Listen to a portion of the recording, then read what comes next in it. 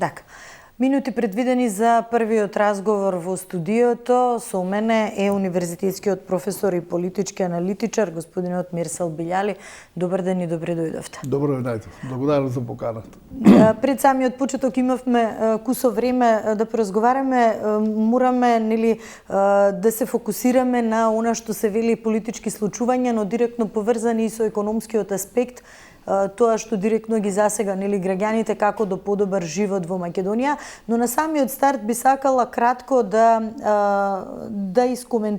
ги искоментираме последните политички актуелни случувања. Владата и парламентарното мнозинство се стабилни, вели премиерот Мицковски, и председателот на Собранието Африм Гаши исто така е на истиот став во интервјуто, викенд интервјуто на Радио Слободна Европа, истото го вели дека владата и парламентарното мнозинство се стабилни, имајќи ги во предвид привирањата во коалицијата вреди.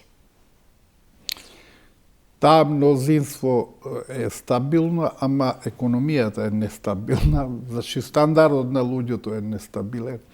Значи да не биде она власта само поради власт. Ако владата не ги исполнува круцијалните сегменти поради кои постои, тоа е економскиот развој, покачување на животни стандард, добро озварање, добро здравство и така натаму. Ако тоа не се реализира, ние само што во логиката Мурто и Курто се менуваат партиите, субјектите, некоме е пријатно таму, некој едва доживел по случајност некоја функција и сега вели леле не треба да имаме избори, се функционира добро и така назад, значи не треба воопшто да се навлекува у тоа, но мене ме зачудува една работа која премалку се експлоатира од аналитичарите, не политичарите сега. Оси тие се кои треба да држат некого на нишан, или да дава визија, или да посредуваат меѓу тие кои имаат визија и политичарите. Значи, аналитичарите и медиумите.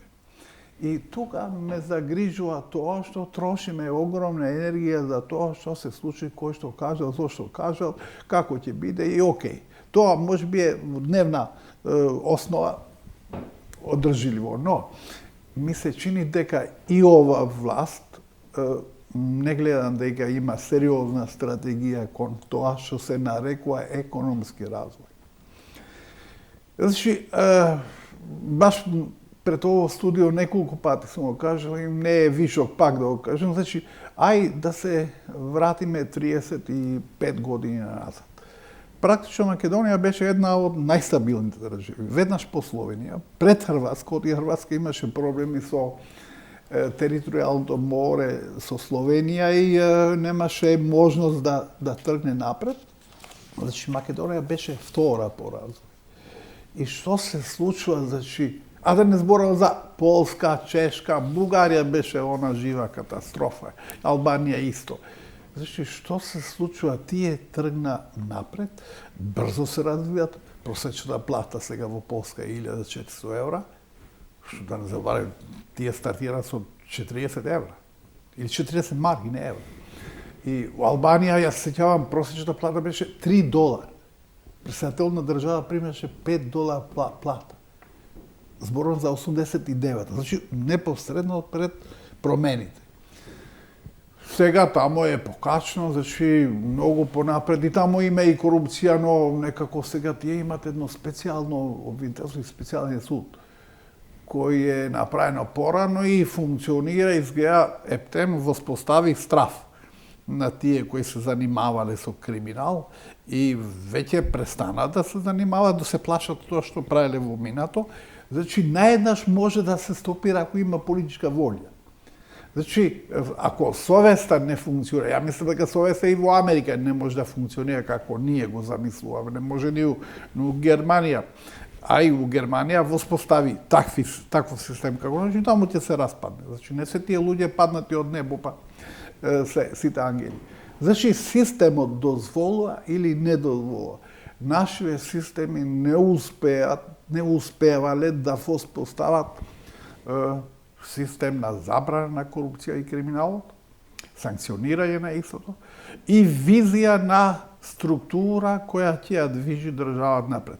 Значи, за жал, ние сега имаме треторазредна структура или трета лига која води државата. Во однос на министри и така натаму. Па, функционери. А стартиравме добро, како прволигаши, но мора да бидеме самокритични. Јас тогаш бев дел од власта, или не знаевме, или намерно направивме многу лоша приватизација. Наместо објектите, капацитети, да ги дадеме на структура и луѓе кои знаат да ги изманачират и да ги унапредуват, ние ги дадовме по криминал и корупција. Ние, за жал, Македонија имала најлоша приватизација од сите источни држави и тоа сега ни се рефлектира од и кога ќе создаваш еден криминален слој кој е многу јак, тој ќе коалицира со сите влади. Значи, тие секој се власт.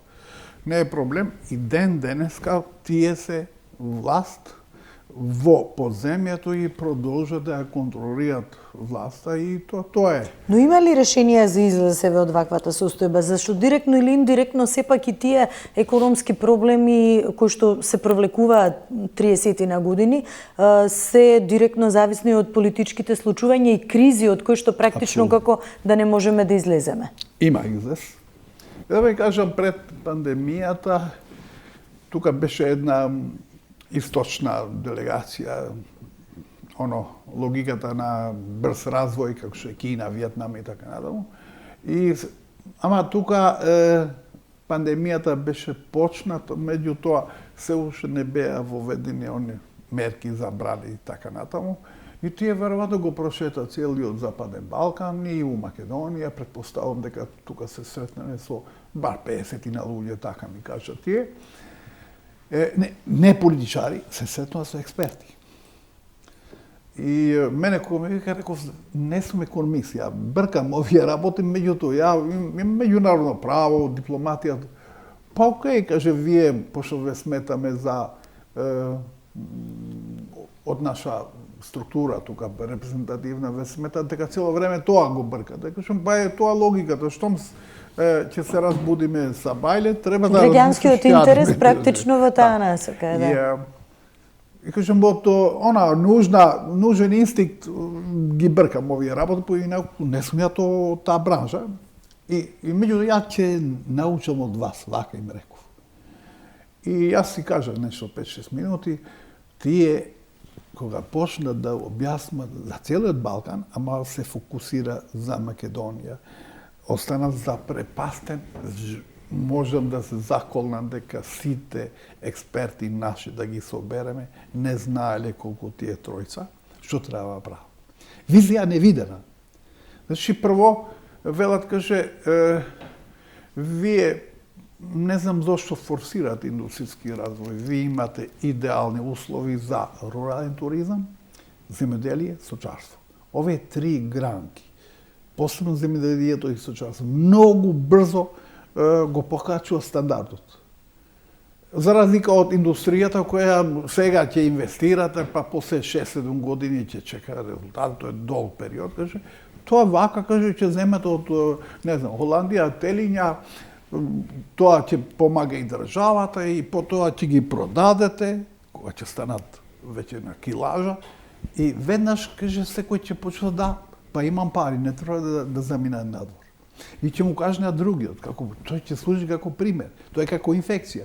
И најдаш ќе станете држава, рурална, со модерно земјоделие и модерно сточарство, но, каже, имате нешто бисер. Каже, тоа е рурален туризам. И го зема примерот на Австрија. Каже, Австрија има приоди од туризмот повеќе од Италија, која е обколена со море, Австрија нема море. Затоа што Австрија 12 месеци има туризам. Таму имате месеци по дена или 2 месеца, колку има. Значи, вие тоа треба да користите, знаеле точно колку се и испразнати селата, каже, тука со мала инвестиција може да направат одличен селски туризам, некои објекти попратни, заеднички, нив организација, прошетки, кај ќе дојдат луѓето жедни за чист воздух и тишина, ќе почнат да се одморат тука за мали пари, стартот така ќе биде, потоа пазарот ќе ја покачи цената, каже, вие ќе станете исто како Турска. Турска своје време all inclusive, каже, беше 10 марки, знаеле точно тоа.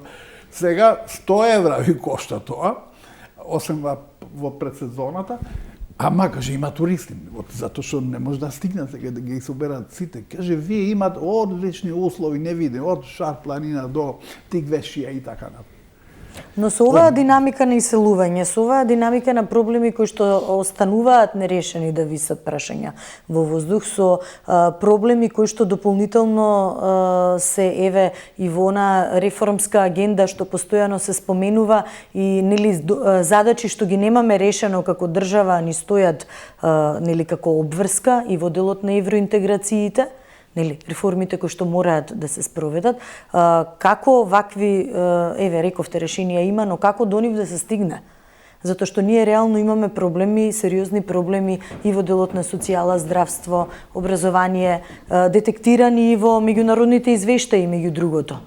Некако, иако јас сум стварно Европска унија, која држава влегла во Европска унија, веднаш добила старт, и брз развој, вклучително и нашите соседи, но и јас мислам дека премногу се фештивира тоа. Реално, Ирска, например, ги почна преговори, па се откажа. Не Ирска, Исланд. Имате, например, Швајцарија. Швајцарија не е членка на Европска, иако тоа е заеднички пазар. Нивен функционира. Норвешка не е членка на Европска унија. Перфектно има развој, невиден развој. Денеска добив една цифра невиден, значи некаде 10 милиарди годишно што им останува вишок, ги инвестират по други држави. Норвешка. И значи нас мора да тргнеме од логиката. Прво, Кина и не е членка на Европска унија, па има направено бум невидено во историјата на човештвото.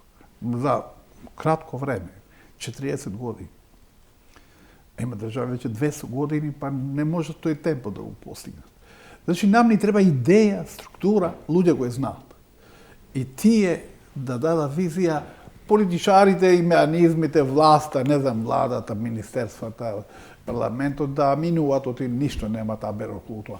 Значи, ево, вие сте млада и не знам дали се сеќавате на тоа кога имавме инфлација во Југославија. Значи, лебот са бајле беше 20 денари, претпоставувам, навечер 45, утре дента 60, навечер пак 80, тоа е инфлација што вртоглаво, значи луѓето ги избезумува. И наеднаш се пресетим, дојде Марковиќ, ја врзе марката 1 со 7, ние станавме за една година стабилна држава. Платата која мене тогаш како професор во средно би беше 100 марки. Наеднаш за неколку месеци 800 марки добивав плата. Значи треба начин како се прави тоа. Не иде логиката. Прво, сега кажуваат бизнисмените, нашите влади, комплетно сите, не се заинтересираат за економска. Дали не знаат или дали ја трошат енергијата по други области, не ми е јасно, но треба владата да има понуда до граѓаните, дури нашите граѓани кои се надвор, кои имат пари. Повелете, ево понудата, ово е проектот направено, професионалци, се ќе ви завршиме. Само почнете, ќе вработат луѓе, ќе платите данок, ќе добијат плат, ќе се врти тоа. Вака што правим? Посебно западниот дел од државата се иселува на големо. Сега почна и источниот дел. Зошто? Затоа што ако ви бега 300.000 луѓе од запад, тоа вие губите пазар. И не знаете кај да ги продавате или ќе ги продавате по друга основа, ти треба царини и така натаму. Значи, и сега и другиот дел се иселува. наместо сериозно да седне власта да разговара со сите, посебно со нашите граѓани кои се надвор, кои веќе научио темпо како се работи. Полесно со нив отколку со нас тука депресивни кои сме обседнати со тоа дека не бива. Што и да правиме, не иде. Не бива. Значи, таа колективна, да не кажам депресија, тоа колективно лошо убедување дека не бива, тој скептицизам колективен, тоа е лош. Значи, прво тоа треба да се надмине, а тоа не може да се мене поинако ако не гледа човек дека може да не бива. И да каже да, почна да не бива, да почне да верува. Значи, мора да донесеме луѓе наши кои се надвор, кои работат тамо, да ги замолиме тука да инвестират, за да ги убедиме луѓето кои се колективно скептични дека ќе... Коментариве за последните најави за инвестиции од Емиратите?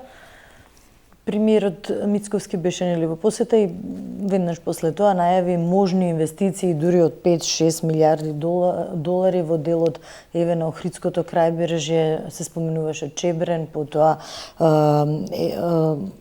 да коридорите до изградба да бидат вклучени можеби во делот изградбата на коридорите 8 и 10, да се финансираат можеби работите во оние фази додека Дај Боже, ја имам ова информација, дури се израдував, иако не верувам многу, не дека овие не ја кажат вистината.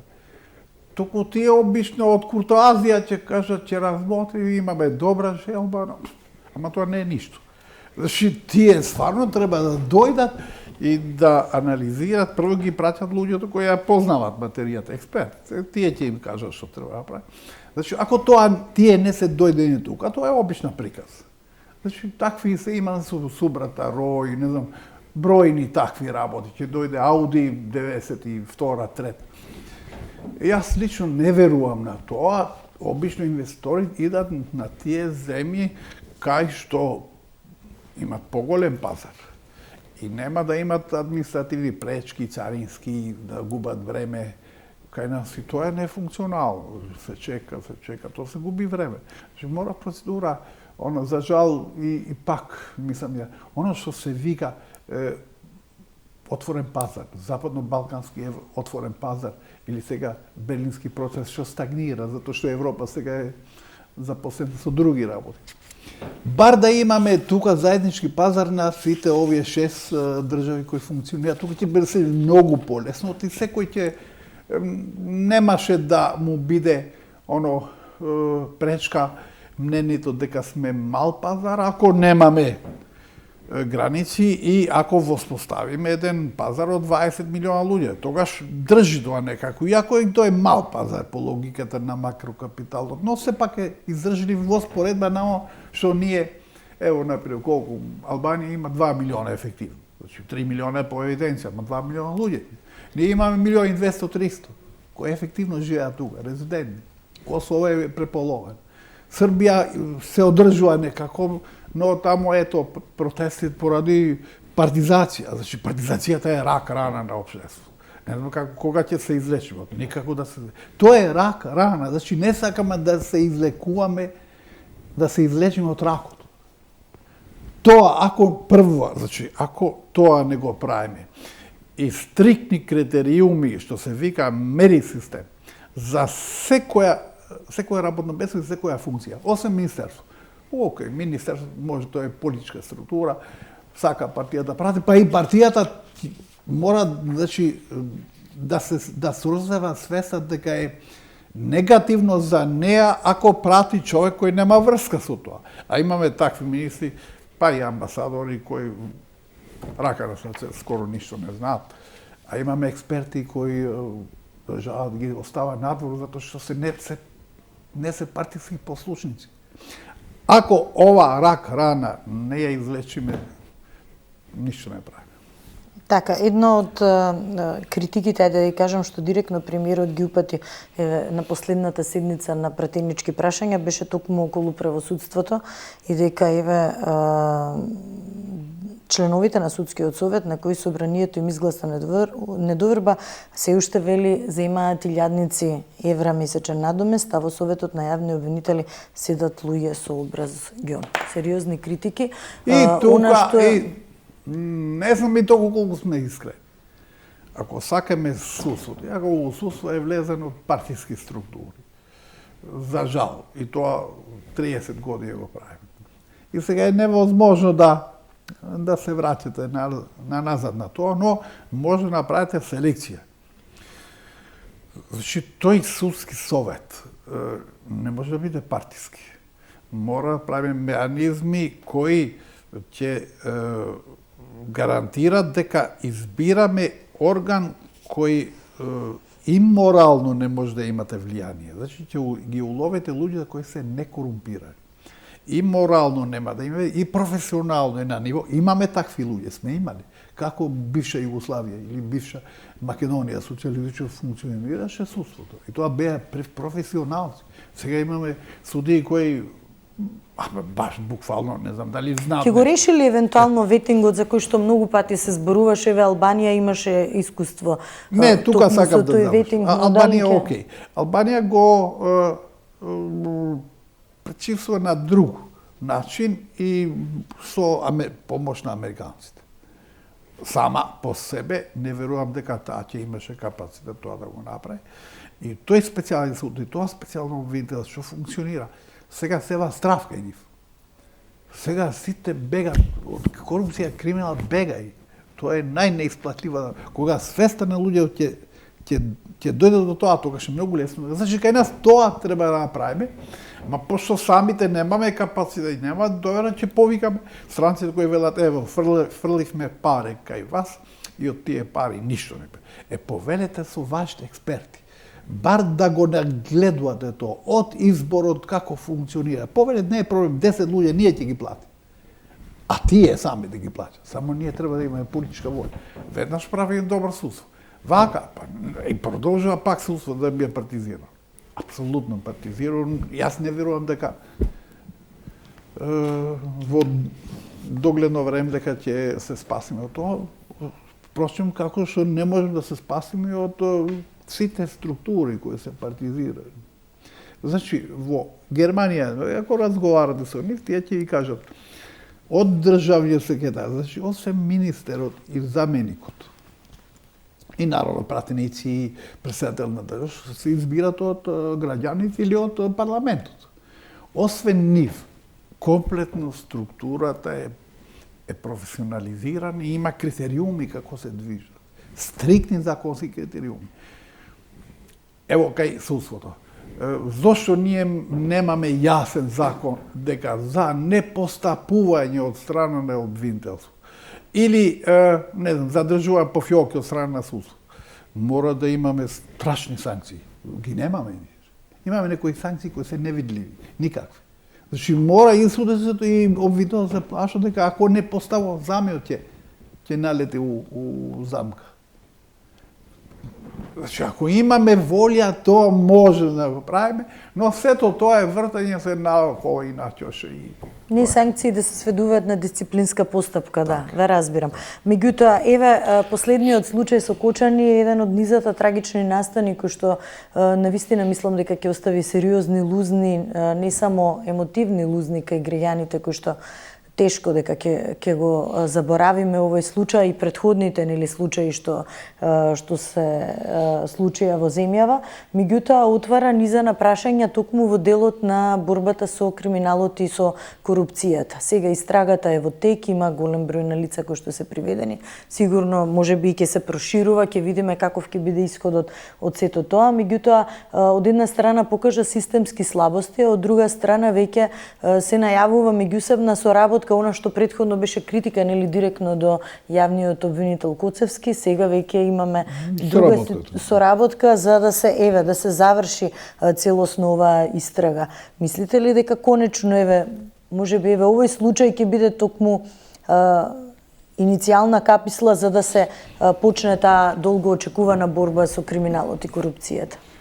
За жал и таа трагедија која и претходно имавме трагедии како пропуста на државни органи, ќе потреса сите луѓе, ама долгорочно ќе ги потресат само нивните семејства, кои не верувам дека ќе, јас би посакал да грешам, дека ќе видат бел ден во нивниот живот, им е уништен животот. На нив и тоа е трагедија голема. Значи тоа покажува дека таму кај што имаме партиски интереси. Тој претпоставувам дека бил врзан за претходната власт, па и пред другата претходна, сите го толерира. Значи човекот работел 20 години и верувам дека такви има колку сакаш во цела држава. И сега мисле, че тоа се прави повеќе оно да се изменаџира револтот на луѓето кај јавноста, кај гласачите. Не гледам дека е многу искрено тоа. Самиот факт што не преземаме действија во други локали кои исто така се небезбедни. А влегуваат поголем број луѓе дневно, па да видиме дали тие стандарди се соодветно на потребни или не. И тоа е прво. Второ, ми се чини дека ова власт нема капацитет да сноси морална одговорност. Од сите наши функционери, од осамостојувањето до сега, мислам дека Пешев беше едно време министер за транспорт и не знам како, единствено тој поднесе оставка кога падна авионот во Охрид, во тие брди. Сега јас очекувам морална одговорност. Значи, не дека е министерот виновен, туку затоа што се случи трагедијата, а ти го водиш ресорот. Значи, 23 министри требаше само волно да си заминат. Не дека се виновни. Тие не може да бидат винов за 9 месеци, каде еден процес 40 години се движи лудачки. Кај што и ВМРО исто бил дел на тие години.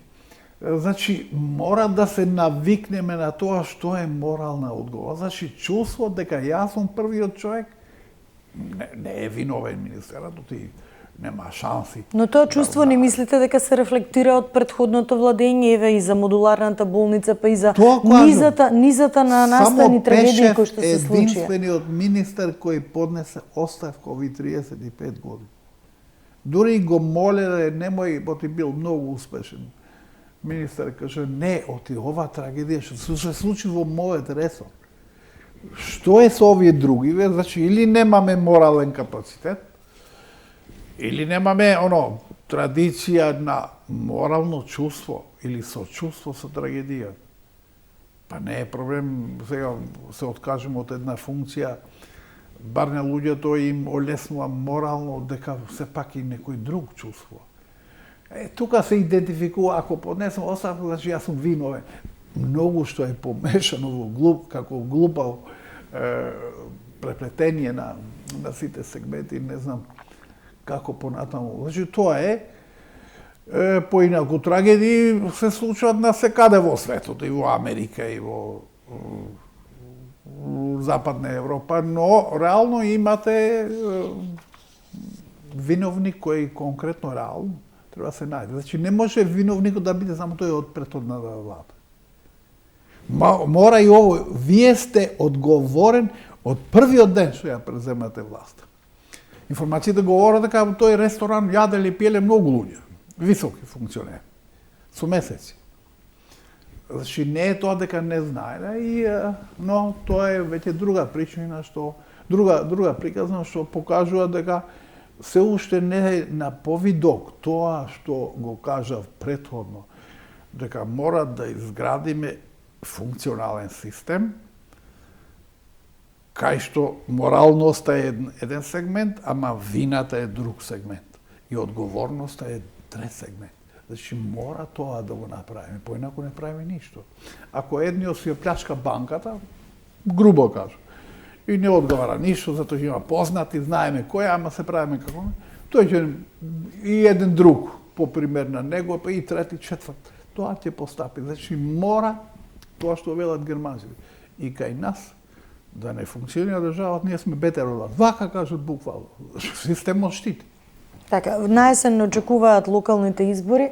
Сигурно борбата со корупцијата и криминалот ќе биде еден од адутите кои што ќе го користат сите политички играчи кои што ќе настапат нели на локалните избори во убедување на гласачите нели да ја добијат нивната доверба, но повторно тука се враќаме еве на овој дел на функционирање дотогаш на самата влада, на коалицијата внатре, она што се случува во рамки нели на владината коалиција, но и во рамки на коалицијата вреди, она на почеток и што ве прашав, меѓутоа го поврзавме со овие економски проблеми кои што директно велам ги засегаат сите граѓани.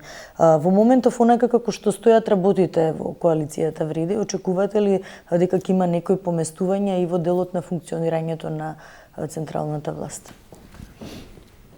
Сега не знам колку можам да ги предвидам нивните игри, најлошо да ги предвидите луѓето кои не знаат што прават. Значи, вие можете да ги предвидите како ќе се однесувате, може да предвидите како ќе се однесуват луѓе кои се нормални и професионалци. Проблем е да ги предвидувате луѓето кои се под просекот. Тие се однесуваат како што наоѓа моментот, значи тие немаат ни визија, ни дури морална одговорност, во дефицит кај нив. И е тешко. И сега вреди една структура со исклучоци на двајца тројца кои мислам дека нешто знаат, другото си сакаме власт, ама не знаеме ништо. И тоа е проблем. Дуи има вина што со години не се занимавала со економијата, цело време бркале знаме и вимна и не знам што, или пропорционална застапеност, или соодветна и праведна застапеност, и со тоа се фалела. И сега што имаме? Имаме бројни полицајци, албанци, предпоставувам и македонци, кои ја напуштат работата, и луѓе од државна администрација кои си бегам натворот и не може со 500 евра не може да излезат на чош. На крај не може да излезат. Значи тие луѓе кои се фалиме дека сме ги вработиле во овој процент што сега не е така, после тој меанизам на балансер што го нарекувате, сега се чини дека еднопартиски се вработува луѓето. Значи луѓето со кои вие се фалите или се фалите се уште веќе во голема мера не се задоволни со животот. И барат друго чај. Едно од нив е напуштен на работа и бега е надвор.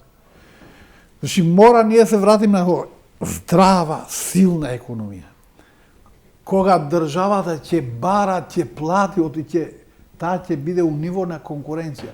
Ќе ги плати експертите повеќе, ве молам, дојдете да сите бегат во економија. Таму земат големи плати. Ќе моли државата. Не вие да направите меанизам. Државата ќе моли. Ама услово да правиме добра економија, добро земјоделство, сточарство, рурален туризам, тоа се 3 сегменти. Тогаш ќе биде се окей. А вака државата, цело време партиите у власта, ние имаме се уште 140 и нешто илјади вработени во државната и јавната администрација. А како можело пред распадот на Југославија, Македонија имала сега 46.000 административци. И многу по-професионална работа. И што прави? Ние милиарда евра губиме и ги фрлиме у воздух само вишоко што го плаќаме затоа што биле партиски војници. Значи, мора ние да трагаме по нашата основна болест, потоа терапијата. Ако не сакаме да ја гледаме болеста, а тоа почнува од нас самите, значи нема што терапијата е погрешно сегогаш. Сегогаш мислам сме ја однеле работа и така што и бива. Значи тука е проблемот. Ако сериозно не размислуваме, консенсуално, како да тргнеме кон развојот, како може, например, ево, да ви кажам, истите експерти кои ги спомнат, велат ние да имаме вашата држава, може да издржаме 25 милиона луѓе. Каже, можно? Каже, можно. Подон колку и на Тајван. Тајван е колку Македонија со територија. Има 26 милиона жители со 5 пати повисок стандард од нашиот. Израел, колку Македонија. 70% пустина е. Тие носат земјиште од несека, прават плантажи. Значи, Израелот, тоа мешано населението и израелска нација е верска нација, не е јазична. Тоа се руси, германци, пољаци, насекаде дојдени и направиле една нација. И сега, значи, во војна е 70-80 години со сите соседи. Издржува висок стандард невидено, зошто тие можат, а ние не може. Тука мора ние сериозно да се запрашаме. Тоа се сериозни примери кои Господ не ги оспорува. Така. Ви благодарам многу за издвоеното време. Верувам дека така исходот од средбата после 1 мај, барем првично како што ја најавија, ќе видиме како ќе биде во однос на на тие коалициски договори, но сепак она што е клучно, како што рековте, е да има подобар просперитет, подобар стандард за граѓаните и на крајот од денот тоа е она што сите не интересира, како да ги задржиме младите тука. Која претпоставам дека овие ќе и било која друга ќе фрли у кош. Значи, доволно да разговарат кои ни се тие експерти потребни, ќе ги платиме добро да ни кажат што треба да правиме. Не проблем, 2-3 експерти, и ќе ги слушаме. И тие ќе ни кажат странци, не гледат дека тука експерти може да има. Што е најлошо, тука експертите во голема мера се партизирани. И тие се умешани секакви во голема мера, што не сите. Значи, ни треба странци кои психолошко действуваат. Дошол еден важен експерт кој ќе ни помогне да тргнеме напред, значи ќе ни помогне да се излекуваме од тоа колективна депресија и апатичност, така. Има начин, има решенија, само треба да се има волја. Така, ви благодарам уште еднаш многу за разговор. Правиме кратка пауза и се враќаме повторно во студиото.